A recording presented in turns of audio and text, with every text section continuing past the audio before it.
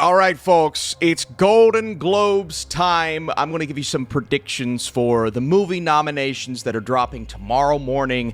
It has been a hectic, busy awards season. I'm trying to get caught up for the Critics' Choice vote this week, and so bear with me. I had planned on doing an Oscar predictions video today, and then I was like, oh God, Golden Globes tomorrow. So we're doing that first, Oscar predictions this week, and then we're going to react to these nominations going live tomorrow morning. But right now, let's talk about the important categories. We're going to fly through these first couple of categories. Let's start with Best Original Song. Mi Camino from Emilia Perez. That's the one I've heard the most about. Didn't like the movie. Don't really remember the music, but everyone's talking about this song. How about Kiss the Sky from The Wild Robot? This is my personal favorite on the list. I thought this song was absolutely beautiful. Followed by Piece by Piece from Piece by Piece. Like a Bird from Sing Sing. I love that one. Pretty good opportunity there to make it. El Mal is the other one that I'm hearing about. Do I remember it? No, but people are talking about it. And everyone's talking about another Emilia Perez song, but I'm going to throw on The Journey from the 688. This is a Diane Warren song, and she actually sent out signed musical compositions to critics. And I know we're not the voters, but there's been a push for this specific song, and people love Diane Warren. And so I'm going to throw a lot of wild cards on here in these 6 slots. This is my one here. Other considerations beyond from Moana 2, and the song from Will and Harper, which I thought was really beautiful. So honorable mention. How about Best Original Score? Honorable mention here for Emilia Perez. And for Emilia Perez, I'm just going to have to see it to believe it on a lot of these. I know it probably gets into certain categories that I don't have it in, but I'm just not a fan. And so because I'm not a fan, I am more hesitant than a lot of people. I'm going to put Wicked on there, though.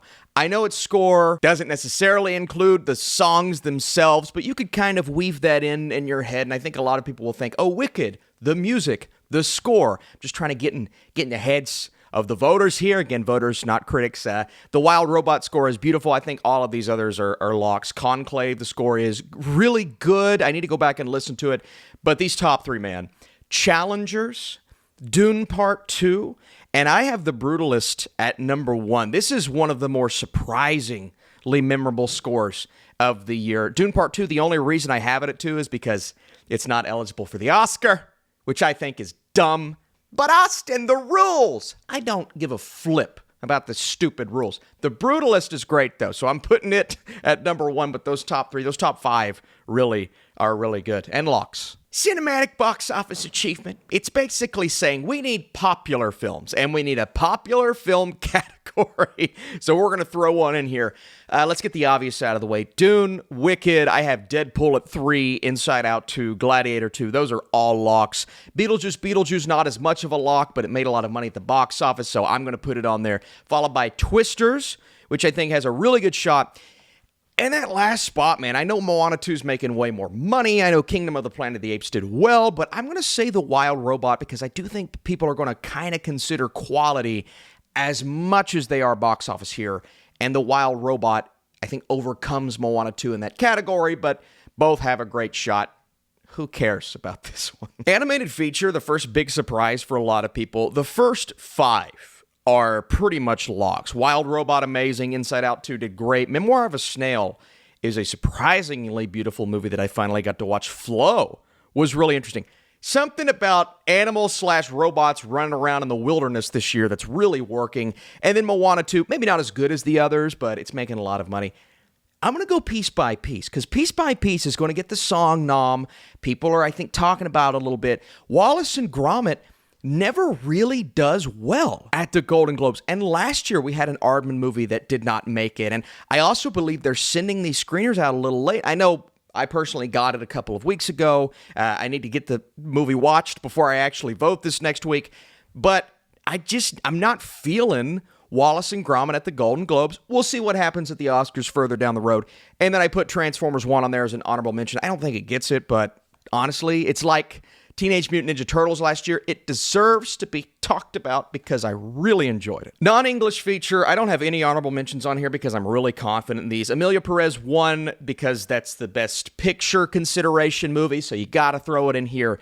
Seed of the Sacred Fig, I will talk about that movie. I'm Still Here, All We Imagine Is Light, Dee Dee, which is a beautiful film, and Kneecap. I really like this list, man. These are a lot of good movies, maybe some of the better films of the year. So international non-English feature, it's looking really good this year. Kneecap, by the way, just watched it yesterday. Really good. Screenplay, cannot overlook Nickel Boys, Ramel Ross, Jocelyn Barnes. They just won one of the smaller awards as of late, the Gotham Awards. I'm going to start to consider that a little bit, maybe not as much with the Golden Globes, but the other films on here, they have been the ones, like The Substance won Best Screenplay at the Cannes Film Festival, Sing Sing, A Real Pain, Conclave, The Brutalist. They're all going to be in heavy contention at the Oscars in their own categories. Anora still feels like the top dog to me. Anytime I hear people talk about Anora, it is, Best Picture, Actress, Director, Sean Baker. This is his movie. I still prefer Florida Project, but I thought Anora was great, and so I'm really happy it's getting love. That said, I think Screenplay is where it's at, and I think Screenplay is what maybe is the biggest lock of all of its hype that it's getting. So I'm going to say that's my first most likely nom. Not my prediction, though, because things could change. Supporting actor. This one's actually really tough. If you look at my honorable mentions, ones that didn't make it, we'll see how people are feeling about Wicked here at the Golden Globes. I feel like Wicked could show out at the Golden Globes, so I'm putting Jonathan Bailey on my list of honorable mentions. Mark, I will butcher his last name, but he was great from Anora. I don't know why he's not getting more consideration. He's a little further down the awards expert list, but he should get more love, in my opinion. Stanley Tucci from Conclave. Here's my first big snub of the day. I don't think the Golden Globes are going to be as passionate about Conclave. Maybe I'm wrong. I kind of hope I'm wrong. Stanley Tucci was excellent, but I have Edward Norton from A Complete Unknown getting in over Stanley Tucci. I don't think this kind of thing is going to happen at the Oscars, but you got to be a little more outlandish. I know last year's Golden Globes was a little more by the numbers, but every year prior has been insane. So I got to stick to my guns until I see that trend is completely dead, and until then, I'm going to say Stanley Tucci doesn't make it. Edward Norton does make it. And these others I'm feeling more confident in. Yura Borisov, I do believe Anora is going to get a lot of love at the Golden Globes, as it should. Denzel Washington was great in Gladiator 2.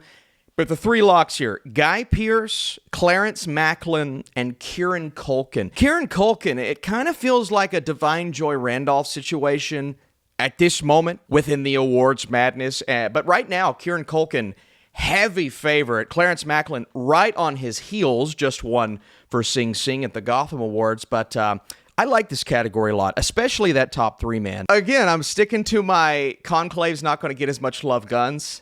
That's just for the Golden Globes. That's not going to be the case everywhere, and they will inevitably prove me wrong on something. But I've got to be outlandish with these Golden Globes predictions. Plus, it's boring if I do the same thing that everybody else does. So I'm going Margaret Qualley for The Substance, because I don't think she's going to get the Oscar nomination. I believe The Substance is going to get snubbed across the board with the Oscars, except makeup. That's going to be the one it gets and probably wins. And so I'm saying Isabella Rossellini is the first one out. Margaret Qualley's the first one in. Got to give props to Selena Gomez for being in there. But again, I don't know if Emilia Perez is going to get a lot of love at the Golden Globes. So I'm just going to do Zoe Saldana for now in my list. Danielle Deadwyler was amazing in The Piano Lesson. I didn't love the movie, but she was awesome. Anjanou Ellis-Taylor, not in Nickel Boys for long, but when she's in there, it's like the definition of an amazing supporting performance. Felicity Jones, you getting in for The Brutalist. Like I said, Zoe Saldana. But my favorite here, Zoe Saldana's the favorite on the awards expert app. My favorite's Ariana Grande. I think she wins the Oscar. And so I'm sticking to my guns with the Golden Globes, and I'm saying she's the first most likely to get in. As we know, actor and actress categories are split. First off, we're doing Best Actor Musical or Comedy. And this is kind of interesting, because I don't think anybody here gets an Oscar nomination. That rarely happens. There's always a little bit of both. Some of the musical comedy guys, some of the best drama guys. I don't think anybody here's get it. Sebastian Stan could also get a double nomination for a different film. We'll talk about it. So, outside looking in, a lot of people on the awards expert app confident in Jesse Plemons. I'm not as much. And so I'm saying Jesse Plemons out. Josh O'Connor, first one out of challengers. Again, predictions, not what's in my heart. If I was voting, he'd be really high. But I'm not voting. This is just a predictions. I actually have Michael Keaton on here. And now that I'm thinking about it, he was only in Beetlejuice for 17 minutes or something like that. So, I don't know, man. I'm going to switch him. I'm going to say Josh O'Connor over Michael Keaton because, yeah, I'm doing this at the last second because now that I'm thinking about it, and I was feeling pretty good about Michael Keaton, but he's only in the movie for like 17 minutes. And so are they going to give Best Actor? All right, last second change. Josh O'Connor's in. I do not feel confident in this, but I want to be different from Jesse Plemons. Everybody's saying Jesse Plemons. I want to be different. I don't want to do the same thing. So there you go. How about Hugh Grant for Heretic? He won't get any Oscars love, but I will be very happy to see him get some Golden Globes love. Gabriel LaBelle in Saturday Night. How about that, man? What a good couple of years for him. I really enjoyed his performance. It'll be nice to see him get some love. Glenn Powell for Hitman. That's a very Golden Globes comedy category type of thing. Jesse Eisenberg, A Real Pain. I feel great about Eisenberg getting in because A Real Pain is an actual contender. Jesse Eisenberg directed it and starred in it. But Sebastian Stan in A Different Man, this movie's having a little bit of a resurgence or a surgence. It was never surged to begin with. So you love seeing A Different Man get a little bit of that hype. I think it's a really good movie, not a great movie, but Sebastian Stan was amazing. And so I think he's the biggest lock here because he was just so good in the film. Actress in a musical or comedy, I could absolutely see Amy Adams getting in here. But again, I want to be different. Don't want to do the same thing as everybody else. June Squibb in Thelma. It feels like a very Golden Globes thing to do. And not that Adams is bad. I think it could be any one of these getting snubbed for June Squibb. But Amy Adams, Night Bitch just wasn't a very good movie for me anyways. I know a lot of people are going to love Adams in it. But I feel like Adams is going to get some love elsewhere.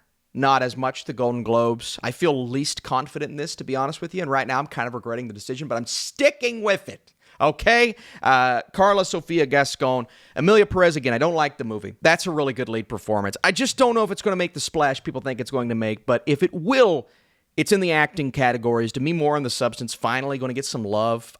I love that. Zendaya in Challengers. Putting Zendaya in there, now that I think about it, I can see Josh O'Connor in there with Zendaya, so I don't feel as bad about that. But the two that you want to be on the lookout for, Cynthia Erivo. I'm not going to put it number one because I think more people are looking at Grande as the superior performance there, even though she was great. But Mikey Madison, this is Mikey Madison's year. This is her movie. I think a lot of award shows are going to recognize this, Golden Globes being one of those. All right, actor and drama. My two outside looking in guys, Nicholas Hoult. I just think juror number 2 should get a lot more love than it's getting across the board, but the release strategy was stupid. And Paul Mescal here. I am least confident in Sebastian Stan of all of these, but I just feel like Stan could get that double nomination. But don't look past the Golden Globes giving it to Paul over Sebastian here because that's just, again, a very Golden Globes of the past. Things could be changing thing to do, but I am going to give Stan the nod. Daniel Craig in Queer, very good performance. Timothy Chalamet in Complete Unknown. I'm about to watch that literally today. I'm going to watch that movie. That just feels like it's got to happen right. And Ralph Fiennes, as much as I think they're going to overlook Conclave here, I could be very wrong about that. I probably will be. Ralph Fiennes has to be in, right? Because he's so daggone good in that movie. Coleman Domingo and Sing Sing feel great about it, but Adrian Brody in The Brutalist. Look out, folks.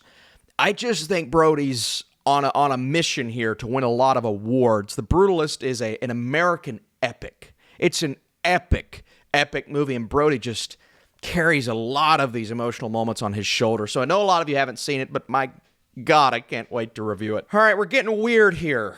The reason I don't have anyone from The Room Next Door in here, and a lot of people do on the Awards Expert app, they have Tilda Swinton. The reason I don't is because I think voters may be like, we need to figure out who to put in. Is it Julianne Moore? Is it Tilda Swinton? I believe Swinton gives the superior performance, but how are voters for the Golden Globes going to feel about that? I don't know. Lily Rose Depp should also be in consideration. I almost put Pamela Anderson on here. People are talking about Pamela Anderson in The Last Showgirl. I haven't seen that movie, but people are talking. She's not going to get an Oscar nom. If she gets it anywhere, it's here. But Kate Winslet from Lee has been on this promotional tour kick as of late. And I've seen a lot of Hollywood actors kind of back her for this movie. Now, will that translate to Golden Globes? Possibly. Less so Oscars, more so Golden Globes. But I want something wild here. And I was trying to think of who to take out, who to put in, who to leave in, and it's got to be the movie with the double nominations. That's the most chance of someone missing. So Anderson could absolutely get in. I'm kind of regretting now not putting Anderson in, but I'm going Kate Winslet for Lee. Or should I go Pamela Anderson?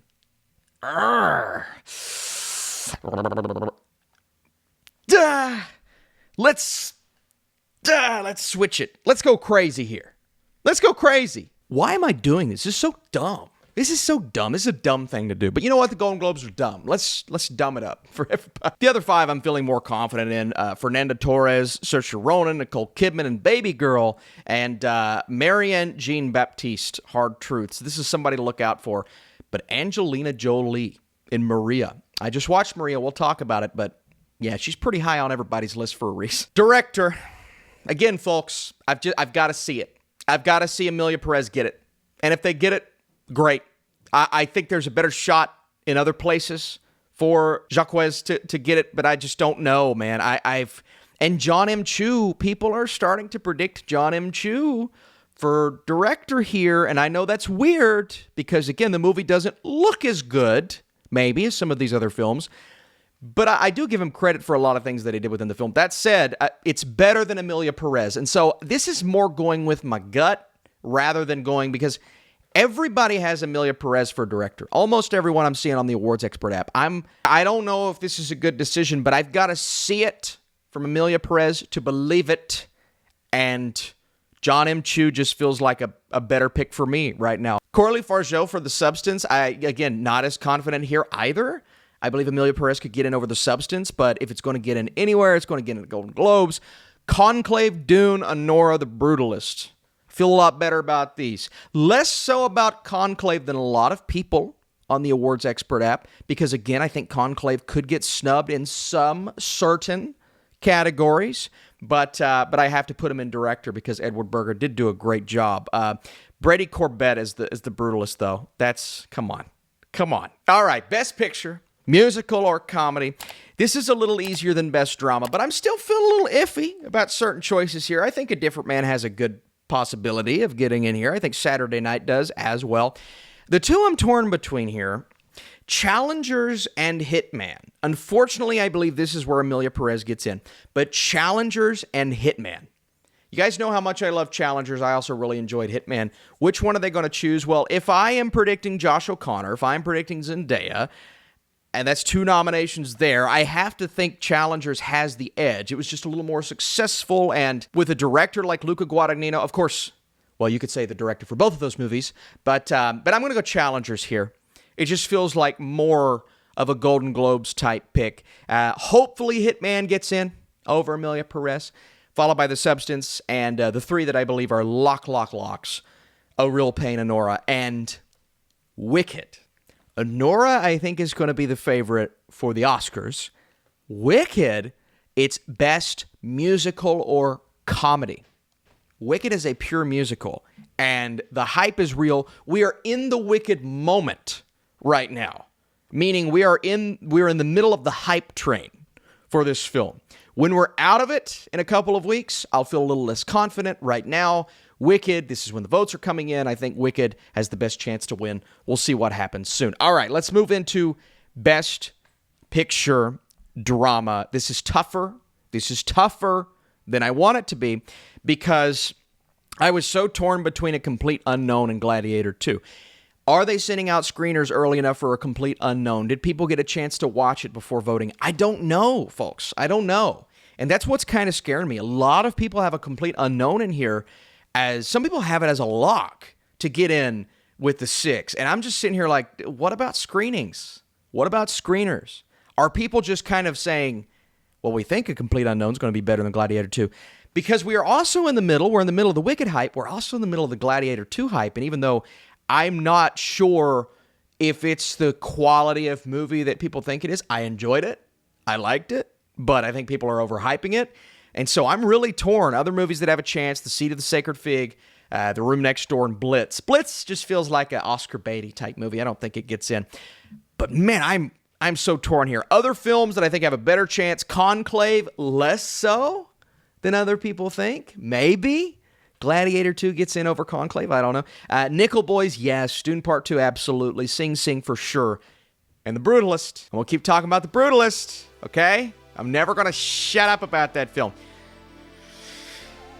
Do I go chalk here with The Complete Unknown? I feel like I've went so outlandish with other picks. I have to stay chalk somewhere. And that's a complete unknown here. So, I don't like playing it safe. Do you hear my wife hammering upstairs? What's she doing up there? I hope that's my wife. I'll play it safe here. I don't like doing that. That's not fun. That's no fun. Let me know what you all think about my Golden Globes noms. I feel like I'm going to be much more confident in my Oscar noms. I'm not really confident in this. To be honest with you, I'm just sitting here like, did I do too many stupid things? But I got to be honest with you all. This is my space for honesty. So let me know what you think.